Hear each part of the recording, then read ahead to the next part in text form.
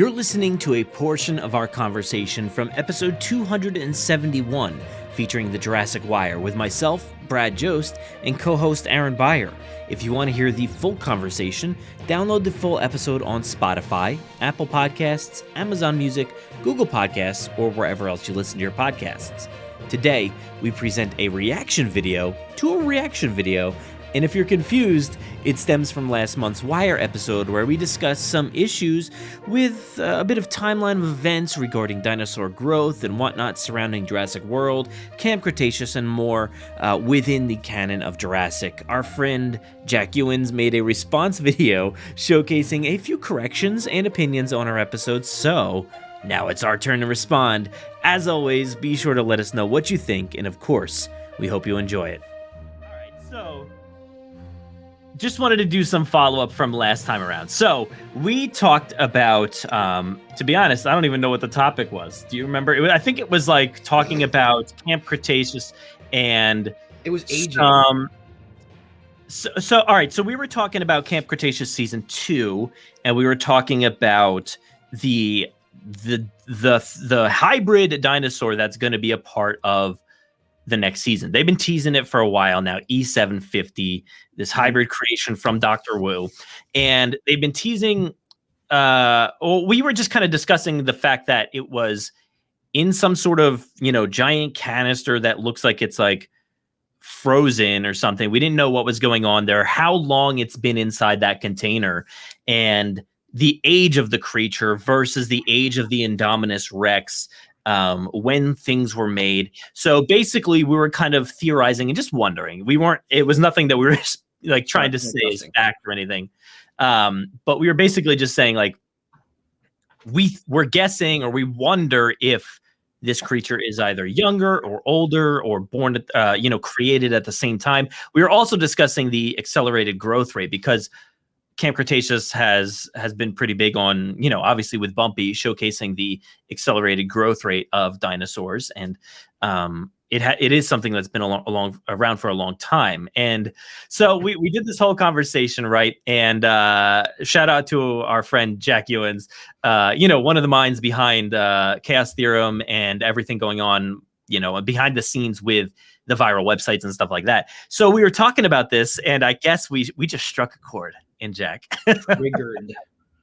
Triggered him, right? So he made a reaction video to us, and I guess this is our reaction video to his reaction video. We're not going to get too crazy here, but I kind of just wanted to back up some of the things that we had said. And of course, not everything we say at all times is 100% accurate, I guess, just because we're kind of just spewing stuff for the most part and really not doing a ton of research. I know me and you get together and we're like, oh yeah, we should probably put our notes together. As soon as we start recording, we're like, oh, we should probably start. We should probably get this thing ready. Yeah. So a lot of this stuff is off the top of our heads, and we're not, from my point of view, when I'm discussing the show or anything, any of the movies, the shows, anything like that, I don't really factor in the books all that much. I don't know about you, but I really try to steer clear of what's in the books because the films and TV show are so drastically different. So I try to keep things separate. Yeah. It's been a while since I watched that video. Hey, listen, anybody out there, go check out the video on his page. Oh, yeah. No, it's not like it was like a hate video or anything. No. Down a peg or anything. My approach to the Wire and really anything with this podcast is that, because at one point I do remember him saying I wonder if Aaron's read the books, and I've read the first one 3 or 4 times, but I have really bad comprehension memory. So every time I read it, it's just a brand spanking new book. I'm learning things all the time.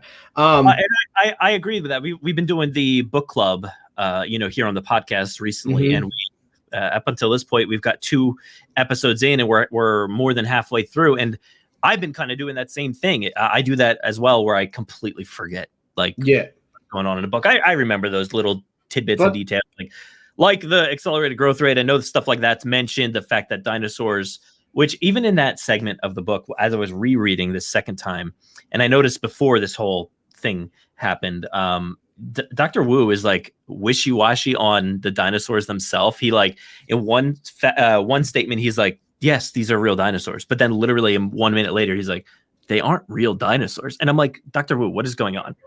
Do you even know what's happening? I don't know. I mean, as far as like what do I consider about the books, like the books are the foundation, but they don't really count towards anything. Like at this stage of the game, the movie is, to me, far more cornerstone than the book will ever be. Yeah. And well, yeah, I only say that because the movie has saturated the market so much more than the book has at this point.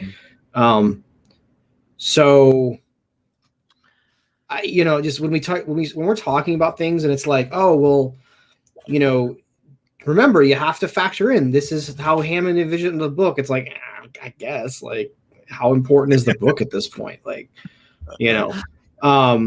look, the book is important for flushing out the entire universe and like creating cool impact moments throughout the different stories we're seeing on film and in TV.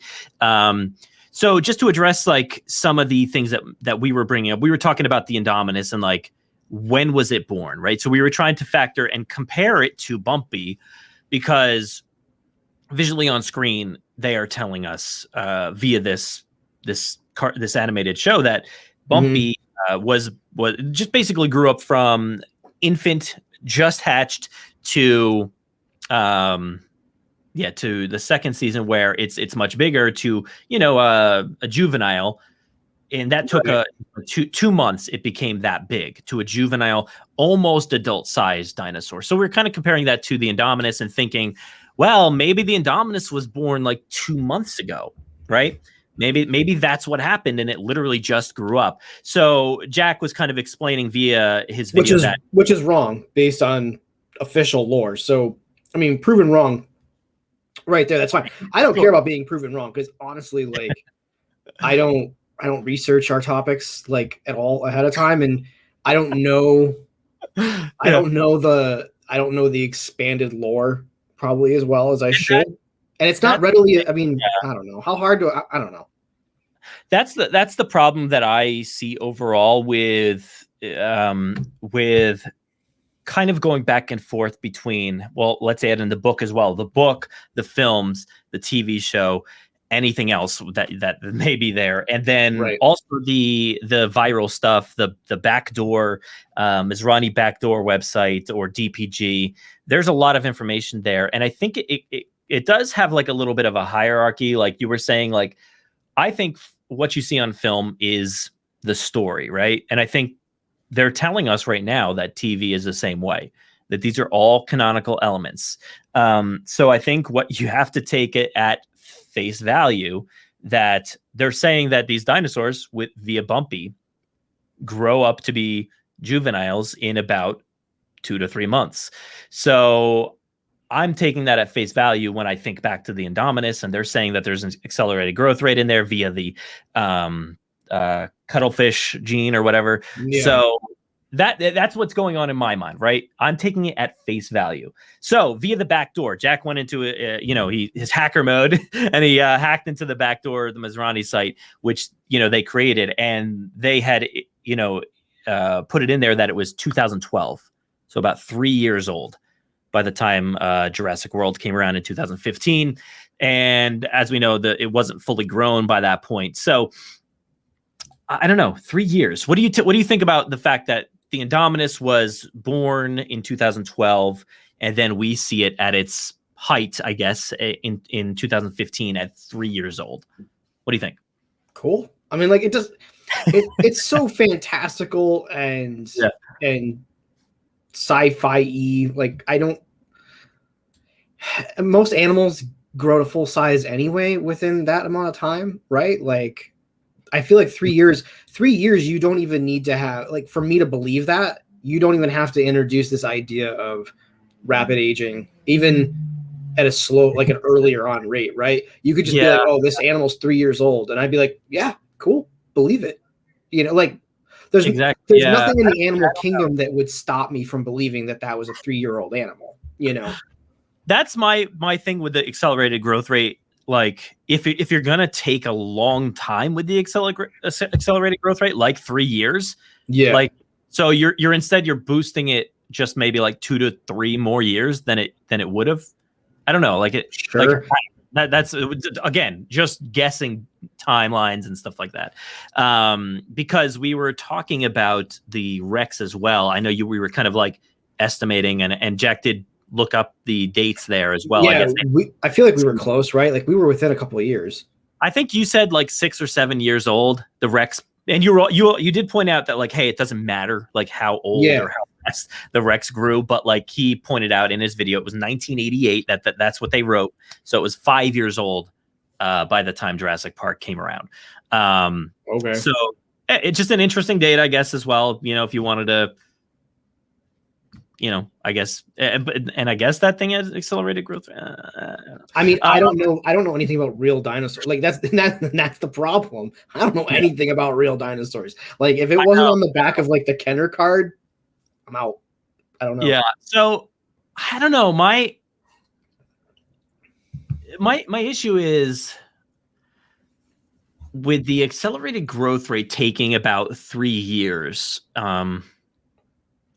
So back in 2012, they're saying to themselves, "Look, people aren't coming to our park anymore. They aren't invested in the dinosaurs." Well, that was the other weird thing he said. Coming to the park, right? But God, yeah, but he said like Jurassic World was still like really successful and at the height of popularity, and that's not at all what I got from any of the marketing. Now I know like when Claire's in the helicopter with Ms. Ronnie, she's kind of giving him the rundown and everything seems fine. But like Trevorrow's whole thing in the beginning of that was kids don't care about dinosaurs anymore. We're going to make dinosaurs because I always got the impression it was because attendance was down, but he was saying like, that's not the case. So again, these are all things that like really don't matter. And I kind of don't care about like, yeah, it's look, it's a podcast and this is what we do. we parse out all of the details that we have here as much as we possibly can. I guess my issue is with that timeline of 3 years. I can't take much issue with it because it's something they wrote and that they consider canon, I guess. But it just, to me, that feels odd just because I'm not saying that I love the bumpy thing, that I'm okay with them saying, hey, the Indominus was also 2 to 3 months. But it just, the fact that like we have Owen being like the Indominus Rex, he's like no clue what this thing is. You know, he is just learning about it right now. But also there's they created a big facility. He has no clue about this. That's like an issue in my head of like, how could this thing go unchecked for 3 years and literally no word got to Owen? I mean, look, they can't even make Jurassic World Dominion without us finding out stuff. These people live together. Like, yeah. Is that like, I don't know if that's like, I don't know if people have ever considered that, but these people live together on this island in a worker village somewhere. And that was going to be the case. That was going to be the case in 93. It's the case with Jurassic World. It's not feasible to travel back and forth from that island to the mainland every single day. So when people are living together like that, they tell secrets.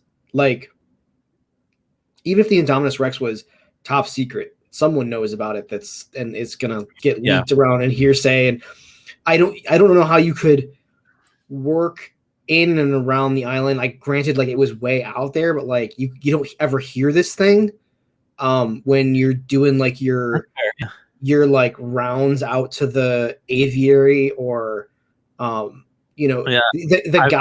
guy who pulls the lever to feed the thing, he gets paid enough to keep this massive secret. Like, no. We have so much evidence of dinosaurs being heard across the park. It's like, come on, like that's a unique sound. Like, so yeah, I do struggle with these details of like trying to make everything work. You know, like that's the thing is like when we're doing a podcast, we're really trying to break down all of these details as best we can. And of course, nothing we say is, you know, is the truth or how it exactly is, but we're trying to break it as best we can. But like, yeah, that they just kind of is hard for me to grapple with. I think that like the shorter date would factor in better for like Owen not knowing, getting these things to the showroom floor. If they're struggling with people caring about dinosaurs, I'm not going to take 3 years. Literally in the book, they make mention that like we need this accelerated growth rate because we have investors and because we have all this stuff. So investors start backing out. They're going to back out before 3 years is over. Like that's, I don't know. That's to me is like, it's a struggle for that date. Now, whatever. It's not a big deal. Like you're saying, it's just one of those things that I'm like, really? Like that's how long it took? But if you're an investor, man, like, okay, accelerated growth rate. If you're an investor in a traditional zoo, right? And it's like, hey, these animals exist. So like, we need you to have the zoo up and running in 12 months. Right. I feel like as an investor, that's like a reasonable expectation. But when your investor knows what's going on. Right. And it's like, oh, these animals don't exist. You have to make them. Like, I would feel like an investor should go into that agreement knowing that this is a long con. This isn't like, this is not a get rich quick scheme. Well, they're showing those people, you know, to invest and help fund at the start of the movie. So that also like kind of helps with the fact that like, yo, what if this was just 2 to 3 months and we just brought in these people to help, you know, the Verizon wireless people, you know, to show them this 2 to 3 months later. That works for me. I'm not sure 2 to 3 years or however many years works. But it doesn't matter because the official canon is 2 to 3 3 years. So like I understand that our job is to break down what we see on film, and it's just one of those things that like is troublesome to me, and that's, you know, that's what we do is break down what we see, even if it's in the film between films. Which there's so many issues, which actually I don't even think I put it on the list, but there was a whole conversation that I was thinking about talking about tonight. But that's kind of, we'll get to that another point. But look, I know you guys both agree that Camp Cretaceous it's problematic for sure, right? So there can be issues there, and Colin is working on Camp Cretaceous, you know, and I say working, I don't know how much of a job he's done on the show. I mean, it sounded like they worked hand in hand. He's been a part of some live streams and different things, kind of, you know, talking about it and promoting it every time a new season comes out. So I don't know what his true, involvement is, but, you know, I think he's there to do these things, like to parse out these details, right? To help them understand what's accurate, what's not accurate. Then, you know what would be kind of awesome? And like, I don't know what the budget, I mean, I can do this in Photoshop, I guess, but like, I would love an official interactive timeline on a web page. Like, and it's just there, like Star Wars has, like Marvel has, like, I get it. We have the Bisrani thing and we have the DPG and all that stuff, but like the lengths, this was what I said after this. I do remember this clearly. The effort he put into that video is far more effort than I put into anything we do on The Wire. And I know you produce the show, and I know I know you produce the show, and I'm like yelling. I know you produce the show, and I know that, like, you know, you're the one who like comes up with like the itinerary for the show. But it takes me hours to do a lot of these things, but research, no, I don't really do a ton before we dive into things, you know? Yeah, like that video was very well thought out, far more thought out than I put into when I say that the T-Rex is 6 years old. I have no idea what I'm talking about. But look, you get things fairly close. That it wasn't too far off, right? It was 5 years, so it's pretty close.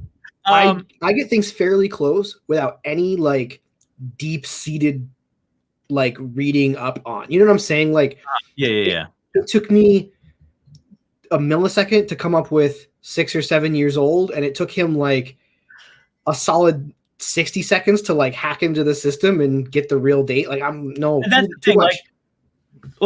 Too much time. That takes way too much time for me.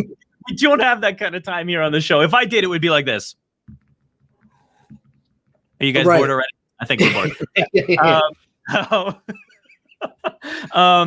That's the thing. I do agree. I kind of wish that there was this timeline element out there somewhere where you could go. I don't want to have to go at this point in time. Look, when the films are coming out, I love going to Mizrahi Global, to DPG, to the Backdoor, to going to all these places to learn. I love that. I love that element. Yeah, but after the fact, and like, canonically speaking, to refer to things, it's so much easier to just be like, well, here's the official timeline. And that's the problem overall with Jurassic World's website. It's like, there's not enough care or thought given to this website, to the fandom, what people want to see. There should honestly be articles on there every week. There should be new content on the website, and a timeline, like an interactive timeline, like you're saying, where, you know, you can just drag your mouse over it, something pops up and it says, you know, it gives you a little bit more details to the events in that timeline. That would be fantastic, and it would help, because I don't want to have to go hack into a website and then go to DPG to sift through several articles of information to see what's going on, and then to go wherever else, you know, on top of what I know about the films. And of course, I don't want like details from the books. The book that has to be a separate timeline altogether. Like of course, legends, like the legend stuff from Star Wars, and then the canonical stuff from Star Wars. You need to parse that out as well. So Jack, I hope you're taking notes on the kind of stuff that we want to see as fans. Like, scrap, you know, everything you guys are doing for Dominion. We just want a timeline. That's it. One website. The thing that I said in our recording was this. All of this that we kind of discussed makes it convoluted and annoying, and he stopped the recording right there and he said it's not. And I still disagree with that. I still think it is convoluted and annoying for all the things we kind of said. And like, when you're trying to parse out, like, hey, where was this dinosaur bred? How was it bred? When was it bred? Who did it? Where was it? What island? What's going on? Like, there's just too many details to kind of sift through to understand what is fact, what is fiction, and what is real. And of course, like, with a show like Camp Cretaceous, we have to rely on the constantly changing atmosphere of a television show. So you kind of have to wonder about that. So, yeah, but it's for kids, but it's at the same time they are saying it's canonical. So it's like, what do we believe? And I know Jack doesn't consider it canon, which, okay, but I mean, you kind of have. Does he get to decide that? For his own personal well-being, I guess. But in terms of, like, he's considering this backdoor stuff canonical, so you have to consider the TV show, even if it is a little dimensional breaking with people riding dinosaurs and explosions and whatnot. I agree. It is out there in terms of what is on the screen, but that's the world of Jurassic World. Unfortunately, that's kind of what we have to get in line and be like, okay, this is real. This is what is happening. I don't understand this lot. Like, I just will never understand people who are like, for me, it's canon, and this is like, no, it's whatever the creator says it is. I don't get why we get to make those decisions per. I don't know.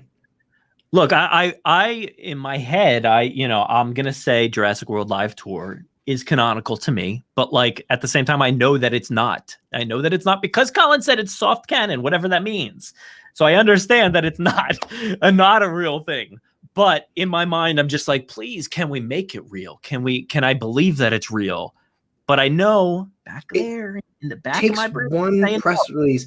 This is what I don't get. Star Wars does it really well. It's like there's like one article that comes out in Vanity Fair, and it's like, hey, this is that is in the canon of Star Wars, and that's it. Like, everyone understands that, and I mean, at least the fans. I mean, I'll say a layman doesn't really know or care either way. So what does it matter? What does it matter? This one press release when they announced, like, Jurassic World Dominion is getting pushed to 2022.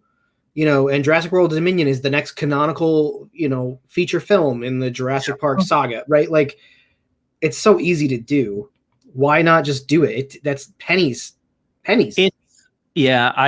guess, honestly, on deep inside Universal, they just aren't too fussed about it. You know, they don't care. Yeah. Colin may care. You know, other people like Jack may care. But in terms of Universal saying like, well, we need to spend some money to get somebody to work on this thing, you know, it's just not going to happen. I don't think. But you know, to me, what I see, you know, on screen is the best thing. And I wish we had that you know, that official conversation, the timeline, the things that we knew, because as a fandom, people still are constantly like, well, Jurassic World, the game's canon, you know, and I'm like, nah, it's not though. I mean, you know, like things like that. It's just like, yeah, we're, as a fandom, we are confused, you know, me, you, whoever else, Jack, I you don't, know, I don't feel like I'm confused. I feel like I'm, I don't feel like I'm confused about it. I do wish that, like, I wish things that weren't canon just weren't bothered with. Like, you're spending. Yeah. Oh, yeah, totally. You know, like why bother? Now, to this point, and I saw this was not on the list. And we can briefly touch on this, I guess.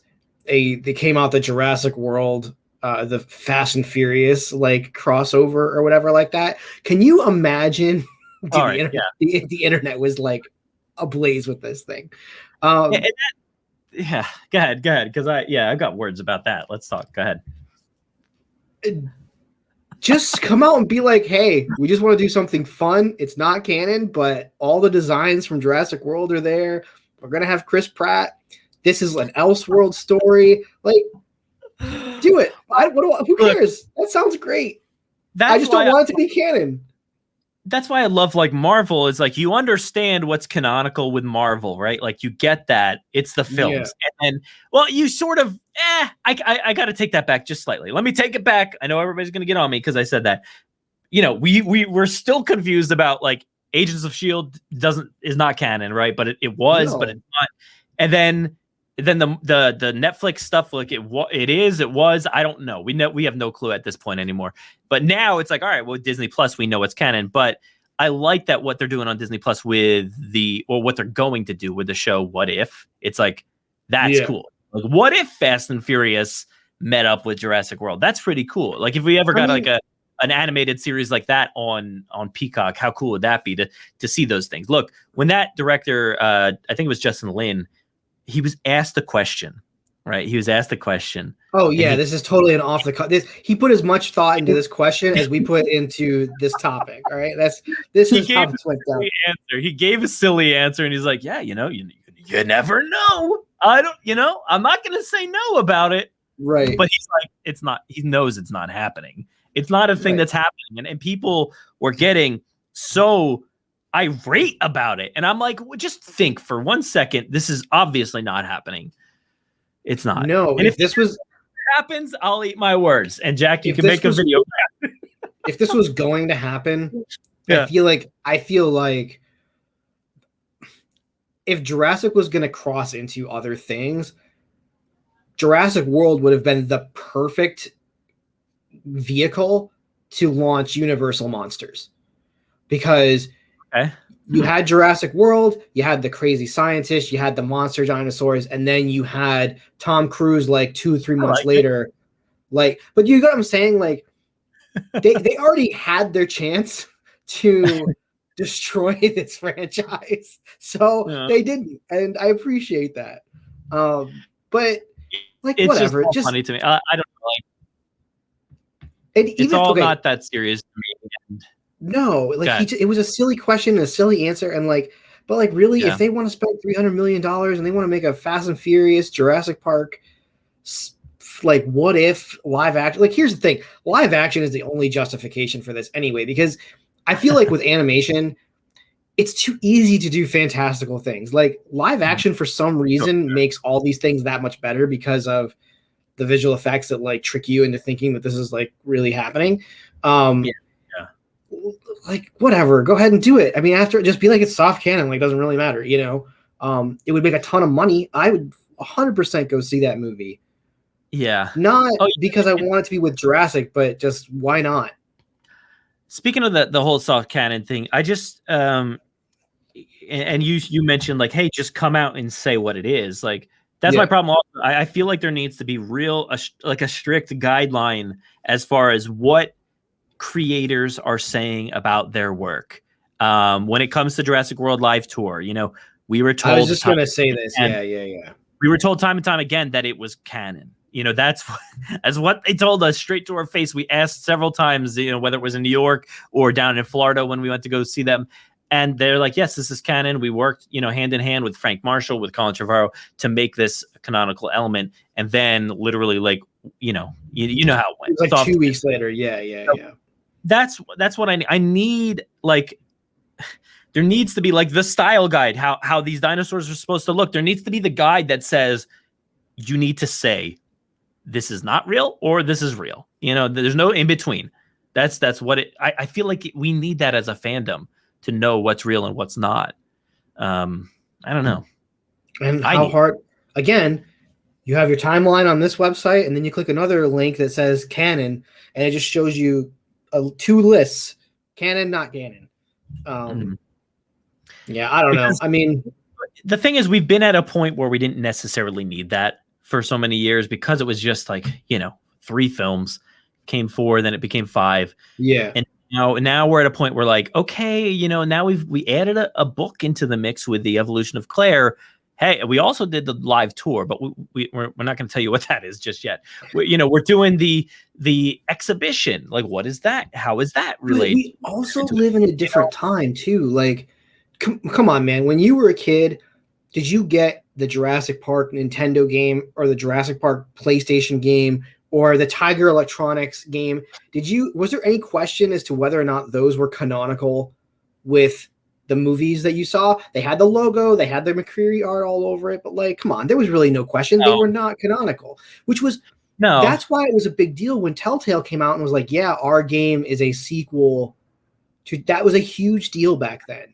And so just the 90s were a different time. You assumed that nothing was canon. Kenner's not canon. Tiger's not canon. PlayStation's not canon, but we live in a Marvel world now. And so the audience that is coming up expect the big grandiose things, and Jurassic is still trying to like have its cake and eat it too. Like, we're this nostalgic thing from the 90s, but we also want to compete with Marvel and Star Wars on a certain level. And it's like, you can't have both. You one-off movies, which I'm sorry, like one-off movies are, I shouldn't say one-off movies that are sequels, but not universe building, are not interesting to me. It's like the Jaws franchise. The first one's interesting. And then the second one, you rehash a character or two, but like no one really like thinks about those things. And I feel like Jurassic Park 3 is kind of that way. Like, to the layman, I don't think Jurassic Park 3 really holds any kind of like nostalgia or provenance, to the actual franchise. Let me bring into this conversation that I completely forgot to bring up when we started to record, but I did find this like post on Reddit that was about like Alan's lecture in Jurassic Park 3. Mm-hmm. And it's about confusion within that movie. That movie has a ton of problems. That movie is problematic. It's as problematic as Camp Cretaceous. Well, here, let me just read this point here because I brought it up. It said, the student asks, your theory on raptors is good and all, but isn't all this conjecture kind of moot? Once the UN and Costa Rica and everyone decides how to handle that second island, scientists will just go in and look for themselves. So that's like, why are we focusing on this second island? Like, I don't know. There's this confusion that like, oh, is Jurassic Park gone? Because that's like the outlook that like the books gave us. And at the beginning of The Lost World, they're talking about how they like what did they call it? I forget the wording that they used, but like basically like the termination of like life or something. It was like something like that about what's going on Nublar. It's like, hey, we kind of got rid of all living things on Nublar, but of course that scene was cut from The Lost World, that whole boardroom sequence. So it's like the world of Jurassic Park left us with these 2 follow-up films that kind of those two follow-ups felt like that Sorna was the only thing left at that point. So it's kind of weird how, okay, well, now we've gone back and now, Nublar does exist. But you can see the evidence throughout Jurassic Park 3 and The Lost World that like, maybe things were gone, Yeah, which is really interesting, right? Like, especially in those days, they weren't writing these movies simultaneously. So if that scene in The Lost World was cut, whoever was writing Jurassic Park 3 didn't even need to take it into consideration, Sure.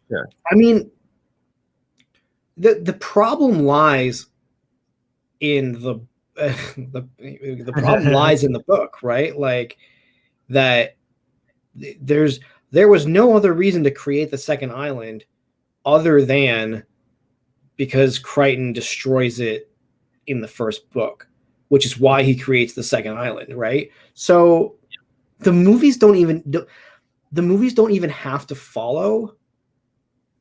Like, they don't even have to follow that. Like, there's really no reason for Sorna to have existed in the movies, because you're right. At the end of Jurassic Park, the island is not destroyed.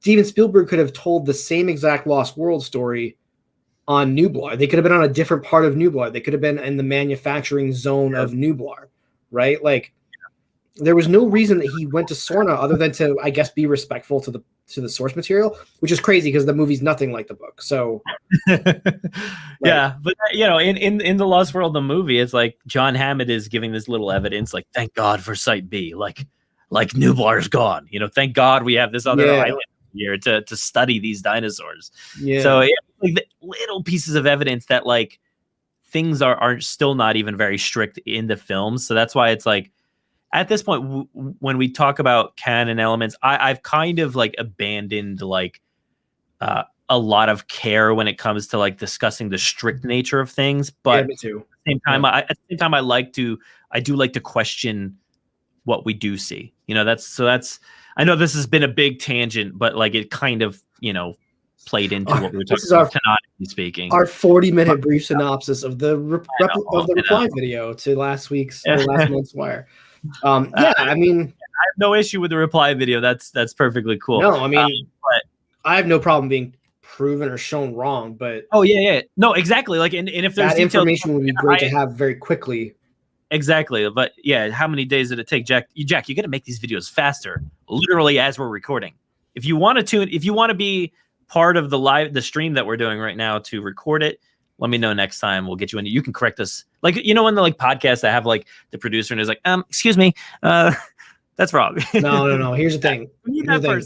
That would take like easily an extra like 2 hours. Okay. And we're already at 40 minutes. So okay. Yeah. You're true. What should happen is that we do this, and then he should record you got to make it quick because it's a retraction segment, right? You should have him after. Yeah. You should have him do a retraction segment that comes out the following Monday. So like we do the Wire, and then the following week is we can't let it sit that long and stew that long, because all our listeners are like, you guys are wrong about this. All right, we're wrong a lot of the times, but this is not the podcast to come and get real Jurassic Park info. Like, I've said that a million times. This is not the podcast all the time. The news should be taken as fact. This should not. This is an opinion. This is two people hanging out talking about Jurassic. I do set that up in the beginning of the show, that this is all based on our own opinions and thoughts from what we see in and around the community. So right. Thanks again to Jack for trying to hold us to our word, and most of the time, to the fire. Yeah, our feet to the fire, and I just question timelines, and that's just my thing. But what are you gonna do? Anyway, let's move on to something that you and Jack both consider problematic. I do.